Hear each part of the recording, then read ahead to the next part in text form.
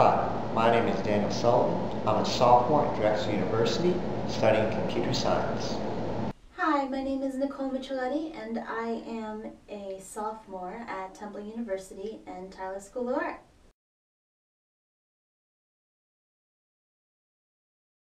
And we are Team Betamax. Our project for the Imagine Cup focuses on bettering the community health worker model. This model is currently being used in Sierra Leone, Africa by an NGO called the Well Body Alliance. They operate a clinic that saw more than 10,000 patients last year. But a little more than 10% of these patients weren't able to physically come to the clinic themselves. So they send out members of the community called community health workers. These workers oversee the patients taking medicine, along with getting information about their current health status. The problem is that they're currently using paper surveys, which aren't so easy to keep track of in a place as dusty as Africa. The clinic also doesn't have a good way of analyzing the data that these workers are collecting, nor are they able to make sure that these workers are really seeing their patients at all. The solution that we propose is a three-tiered solution, the first of which is the phone, the survey-taking device. The application is very simple to use. All the worker has to do is click Check In. This logs their GPS along with the timestamp, and then they're presented with the ability to select their patient. They have the choice of 1 mile around them, 5 miles around them, 25 miles around them, all the patients, or even a map which plots where they are to the other patients around them. Once they select a patient, they're presented with this confirmation box to make sure that that is the patient they intended to see. Once they select a patient, they're presented with this screen, which lets them start a survey.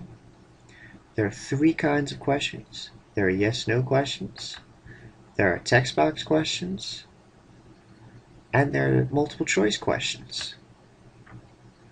Once they're done with the survey, they have the ability to add a note to the clinic for any additional information that they feel needs to be provided about the patient. Once they're done seeing the patient, they just hit checkout. This again logs their GPS and timestamp, and then they're ready to move on to the next patient. The clinic then downloads this data to our desktop application and uploads it to an Azure website. This website is where all the analysis happens. Here's our website application, again keeping it very simple. Now, this is a very early alpha build, so a lot of the final functionality isn't in here yet. But what we can show you is right now we can look at a map of our patients. When you mouse over a point, you're presented with the patient's name along with the last time they were surveyed.